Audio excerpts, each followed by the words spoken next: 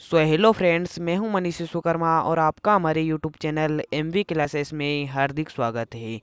आपके लिए मैं आखिरकार लेकर आ ही गया प्री बोर्ड परीक्षा 2021-22 कक्षा 12वीं विषय हिंदी का सॉल्यूशन वीडियो। आज की इस वीडियो में और इस वीडियो के पहले जो हमने आपको कक्षा 12वीं हिंदी प्री बोर्ड परीक्षा का पेपर दिया था, उसका जो है वह वीडियो सॉल्यूशन वीडियो लेकर मैं आपको इस वीडियो में लेकर आया हूं। अगर आपने वह वीडियो भी नहीं देखा है तो उसे भी देख लीजिए, क्योंकि उसमें मैंने आपको प्री बोर्ड परीक्षा का संपूर्ण प्रश्न पत्र दिखाया है। और उस वीडियो को देखकर आप इस वीडियो को देखिए तो इस वीडियो में आपको आंसर दिखाए जाएंगे। तो आंसर देखना, चलिए हम प्रारंभ करते हैं। तो सर्वप्रथम हम सही विकल्पों के आंसर को देखेंगे। तो सही विकल्प में आपको सर्वप्रथम दिया गया है उषा का जादू टूटने का कारण है। तो आपको ऑप्शन दिए गए सूर्य उदय व सूर्य अस्त, ओस, मंद हवा। तो इसका सही आंसर होगा सूर्य उदय। इसका सही आंसर हो जाएगा सूर्य उदय।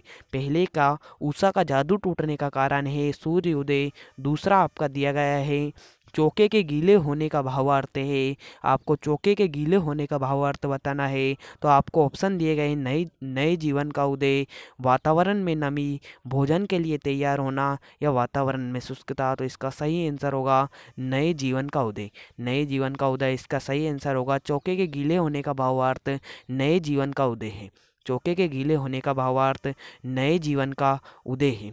तीसरा आपको दिया गया था सिल्वर वेडिंग कहानी की मूल संवेदना है। सिल्वर वेडिंग कहानी की मूल संवेदना आपको बताना है। ऑप्शन दिए गए हैं पीढ़ी का अंतराल, पाश्चात्य संस्कृति का प्रभाव, जयंती, हाशिए तथा धड़कले जाते मानवीय मूल्य। तो इसका आपका सही आंसर होगा आ पीढ़ी का अंतराल। सिल्वर वेडिंग कहानी का मूल संवेदना है तो आपका है पीढ़ी का अंतराल। चौथा आपको दिया गया है विज्ञान के क्षेत्र में काम कर रही भारत की संस्थाएं है। आपको ऑप्शन दिए गए हैं 4, 3, 5 व 7। तो इसका सही आंसर है आपका 3। 3 विज्ञान की क्षेत्र में काम कर रही भारत की संस्थाएं है। पांचवा आपको दिया गया है विभावानु भाव व्यभिचारी संयोगात रस निष्पत्ति।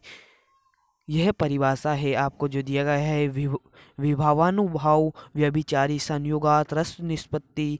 यह परिभाषा है, यह आपको बताना है यह परिभाषा किसकी है। तो आचार्य विश्वनाथ, आचार्य भरत मुनि की, आचार्य भामा की या आचार्य मम्मट की। तो इसका सही आंसर होगा आचार्य भरत मुनि की। यह जो पंक्ति आपको दी गई है या यह जो परिभाषा आपको दी गई है यह आचार्य भरत मुनि की परिभाषा है। तो इसका सही आंसर होगा आचार्य भरत मुनि।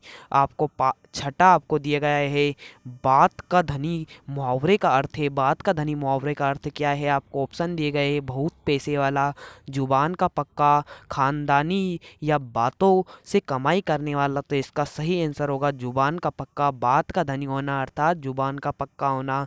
आपको दूसरे प्रश्न में आपको दिया गया है रिक्त स्थान में सही विकल्प चुनकर लिखना है। आपको रिक्त स्थान में भी सही विकल्प चुनकर लिखना है। तो आप देखिए इसके सही आंसर क्या होंगे। तो इसके पहले आपको पहला प्रश्न आपको दिया गया है श्रीष का फूल के रचनाकार है। तो श्रीष के फूल के रचनाकार को आपको बताना है हजारी प्रसाद द्विवेदी है या महावीर प्रसाद द्विवेदी है। तो इसका सही आंसर है हजारी प्रसाद द्विवेदी। हजारी प्रसाद द्विवेदी इसका सही आंसर है। दूसरा आपको दिया गया है बगुलों के पंख के रचनाकार है। तो रघुवीर शाह या उमा शंकर जोशी। तो इसका जो सही आंसर है वह है उमा शंकर जोशी। बगुलों के पंख के रचनाकार है उमा शंकर जोशी। तीसरा आपको दिया गया है कूटीकर के भी कहते हैं कूटीकरण को भी कहते हैं। कूटीकरण को क्या भी कहते हैं तो एन्कोडिंग भी कहते हैं। कूटीकरण को एन्कोडिंग भी कहते हैं।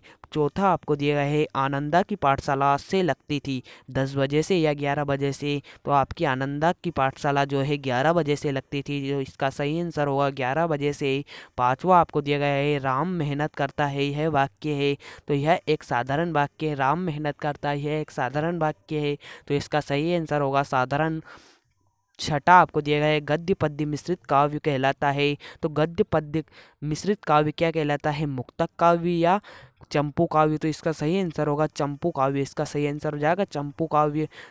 सातवां आपको दिया गया है आधुनिक काल के जनक माने जाते हैं। आपको बताना है आधुनिक काल के जनक कौन माने जाते हैं, भारतेंदु हरिश्चंद्र या महावीर प्रसाद द्विवेदी। तो इसका सही आंसर होगा भारतेंदु हरिश्चंद्र। आधुनिक काल के जनक भारतेंदु हरिश्चंद्र माने जाते हैं। तो आपको देख लीजिए इनका आंसर यह होगा, पहले का अजय प्रसाद द्विवेदी, दूसरे का उमाशंकर जोशी, तीसरे का एन्कोडिंग, चौथे का 11 बजे तथा पांचवे का साधारण वाक्य, छठे का चंपू काव्य तथा सातवें का भारतेंदु हरिश्चंद्र इनके सही आंसर हो जाएंगे रिक्त स्थान के पाँच।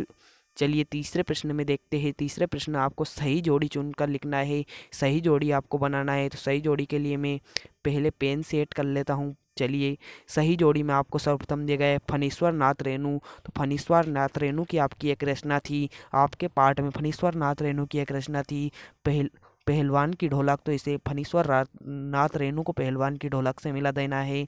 आत्म परिचय जो रचना है यह हरिवंश राय बच्चन की है, तो इसे हरिवंश राय बच्चन से मिला देना है। आत्म परिचय को आपको हरिवंश राय बच्चन से मिलाना है। अतीत के पाव क्या है, एक यात्रा वृत्तांत है, तो इसे यात्रा वृत्तांत से मिला देना है। माधुरी ओजवा प्रसाद आपके शब्द गुण होते हैं, तो माधुरी ओजवा प्रसाद को आपको शब्द गुण से मिला देना है। हिंदी क्या है, हिंदी एक भाषा है, तो हिंदी को भाषा से मिला देना है।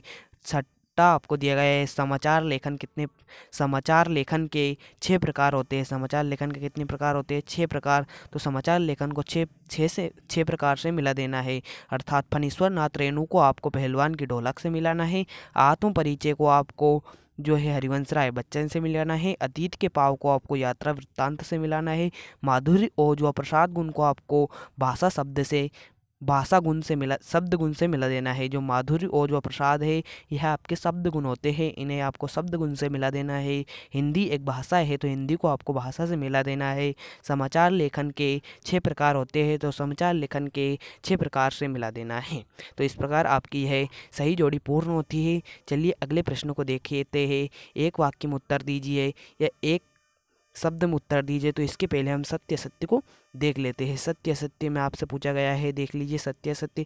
क्रिया की विशेषता देखिए, आप सत्य असत्य देखते हैं। क्रिया की विशेषता बताने वाले शब्दों को क्रिया विशेषण कहते हैं, तो यह आपका सत्य हो जाएगा, क्योंकि क्रिया की विशेषता बताने वाले शब्दों को एक क्रिया विशेषण कहते हैं।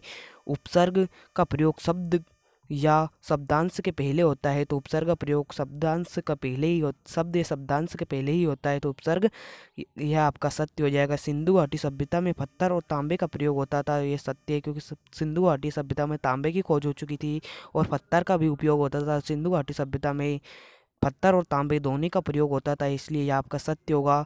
लेखन का आशय यांत्रिक हस्तकौशल से होता है, तो यह भी आपका सत्य है, क्योंकि लेखन का आशय यांत्रिक कौशल से भी होता है, तो यह आपका सत्य है। पांचवा आपको दिया गया है पाठ में रुबाइया व गजल में कवि के खुद को देश को न्योछावर कर दिया है, यह आपका सत्य है, क्योंकि जो रुबाइया और गजल है यह इसके कवि ने आप स्वयं को न्योछावर नहीं किया था देश के लिए। ये रुबाइया एवं गजल वाले कवि ने आपको जो है न्योछावर नहीं किया था देश के लिए, है इसलिए यह आपका असत्य हो जाएगा। मेरी कल्पना का आदर्श समाज पाठ के लेखक बाबा साहेब अम्बेडकर है, तो आपका सत्य होगा, क्योंकि मेरी कल्पना आदर्श समाज पाठ के लेखक जो है बाबा साहेब भीमराव अम्बेडकर है, इसलिए आपका यह सत्य होगा। तो पहला आपका सत्य होगा, देखिए आप पहला आपका सत्य होगा, दूसरा आपका पहला आपका सत्य होगा, पहला सत्य होगा, दूसरा भी सत्य होगा, तीसरा भी सत्य होगा और चौथा आपका सत्य होगा, पांचवा सत्य हो जाएगा वह छठा भी सत्य हो जाएगा। तो पांचवा सिर्फ आपका पांचवा सत्य और सभी सत्य है। तो आपको इस प्रकार सत्य सत्य प्रोवाइड किए गए हैं। आपको एक वाक्य के उत्तर बच रहे हैं, तो एक वाक्य के उत्तर देख लीजिए आप। एक वाक्य के उत्तर को देखिए आप, एक वाक्य के उत्तर को आप प्रश्न पढ़ लीजिए। सबसे पहले प्रश्न पढ़ते हैं हम। एक वाक्य के उत्तर में आपको सर्वप्रथम एक वाक्य के प्रश्नों में आपसे पूछा गया है राष्ट्रभाषा से आप क्या समझते हैं। दूसरा आपसे पूछा गया है कविता का पहला उपकरण क्या है। तीसरा आपसे पूछा गया है यशोधर बाबू ने मैट्रिक की परीक्षा किस स्कूल में पास की थी।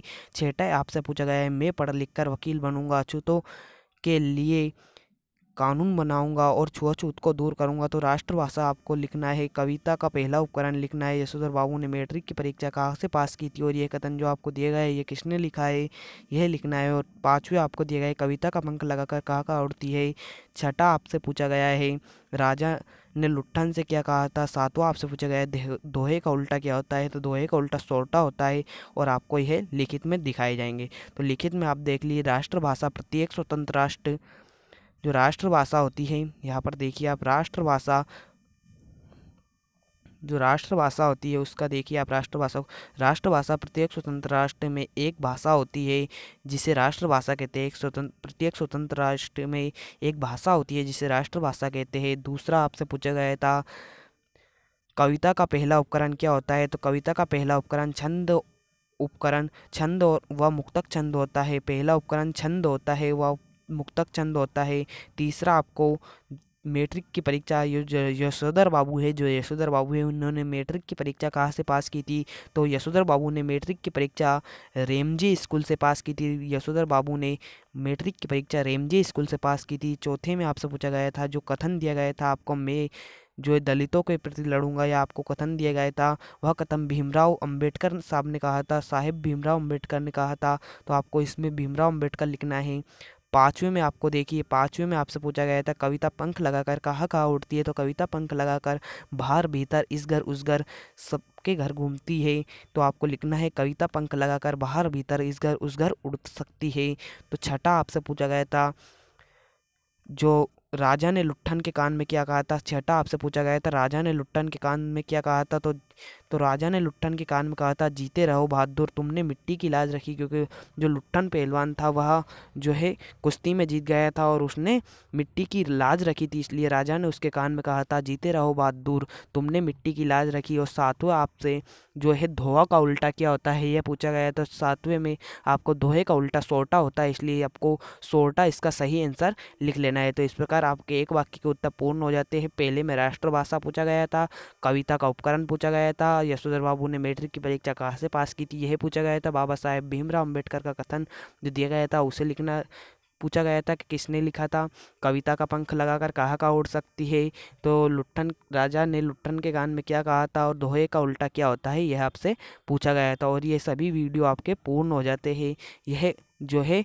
आपके आंसर पूर्ण हो जाते हैं। आपको इसके आगे के आंसर का वीडियो चाहिए तो आप हमारे चैनल को सब्सक्राइब कर कर रखिए और बेल आइकन को ऑल पर सिलेक्ट कर कर रखिए, जिससे हम जो भी वीडियो अपलोड करें आप तक पहुंचे सबसे पहले। और अगर आपको इसका पीडीएफ नोट्स चाहिए तो आप हमें टेलीग्राम ग्रुप पर ज्वाइन कर लीजिए, आपको वहीं पर इसके पीडीएफ नोट्स प्रोवाइड किए जाएंगे। तो आप टेलीग्राम ग्रुप पर ज्वाइन करना ना भूलें, ताकि आपको हम यह जो पीडीएफ नोट्स आपके लिए बनाए हैं यह आप तक पहुंचा सके। इसलिए आप टेलीग्राम ग्रुप पर ज्वाइन हो जाइए, वहीं पर आपको इसका जो है पीडीएफ नोट्स प्रोवाइड कर दिया जाएगा। और अगर आपने हमारे चैनल को अभी तक सब्सक्राइब नहीं किया है तो चैनल को सब्सक्राइब कर लीजिए और बेल आइकन को ऑल पर सिलेक्ट कर लीजिए, जिससे हम जो भी वीडियो अपलोड करें आप तक पहुँचे सबसे पहले। तो चलिए मिलते हैं इसके आगे के आंसर के वीडियो में।